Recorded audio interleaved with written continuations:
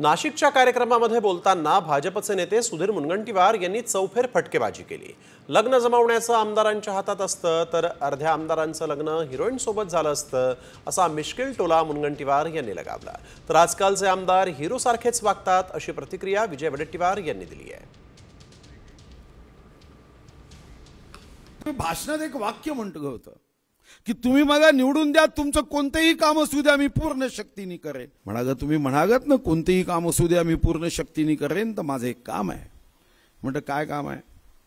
म्हणाल मी 10वी नापास आहे, पण माझ्या समोरच्या पाटगाची पोरगी MA पास झालेली आहे, ती मला खूप पसंत आहे, तिच्याशी माझं लग्न लावून द्या।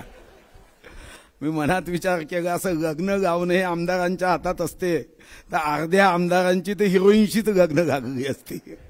आता आमदार जर आजकालचे आमदार हिरो सारखेच वागायला लागले, हेही तेवढंच खरं आहे काय। आणि नवीन तरुण पिढी ही हिरोच आहे आता, फक्त ते दिसण्याने नसावी, कामातून असावी आणि त्यांच्या कार्यातून, कृतीतून, समाजसेवेतून लोकांच्या भल्यासाठी आणि विकासासाठी त्यांची कृती हिरोपणाची असेल तर नक्की त्यांना हिरोईन मिळेल। त्यांच्या डोक्यातली हिरोईन कोणती आहे मला माहीत नाही।